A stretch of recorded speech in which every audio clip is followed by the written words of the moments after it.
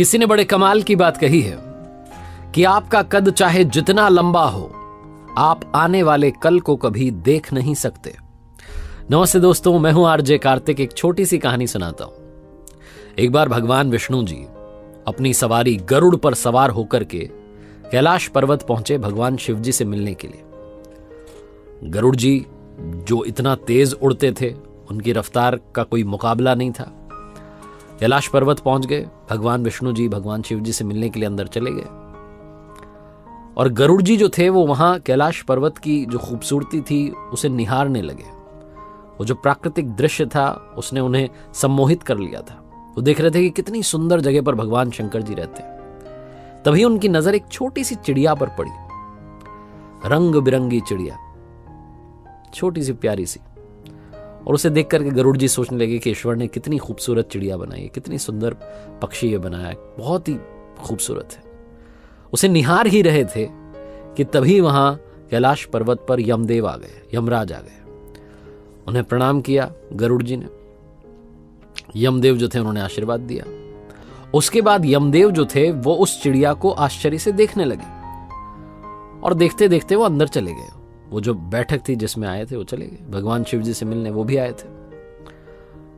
अब जब वो अंदर चले गए तो गरुड़ जी को चिंता सताने लगी कि यमदेव ने उस छोटी चिड़िया को इतना आश्चर्य से देखा, इसका मतलब उस चिड़िया का समय आ गया है, अंत समय आ गया है।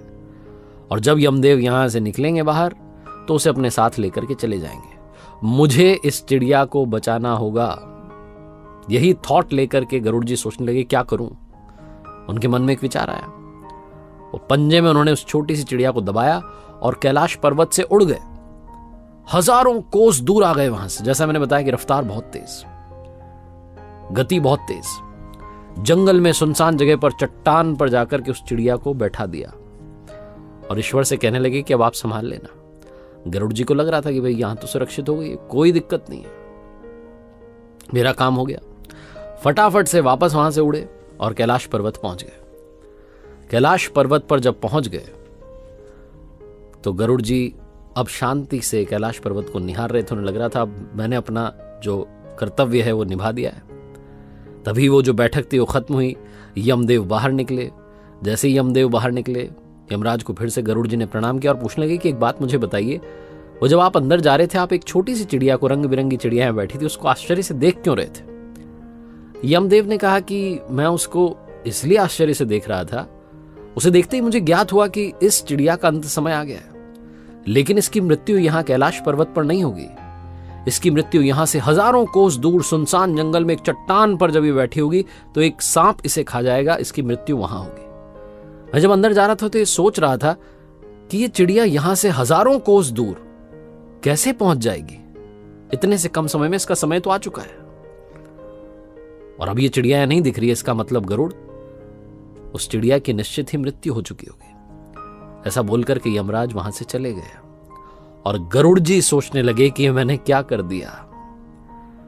मैं खुद उस चिड़िया को वहां जंगल में छोड़ आया जहां अब तक सांप उसे खा चुका होगा, उसकी मृत्यु हो चुकी होगी। ये कहानी बस ये समझाती है और सिखाती है कि मृत्यु को कोई टाल नहीं सकता। अगले पल का किसी को पता नहीं है।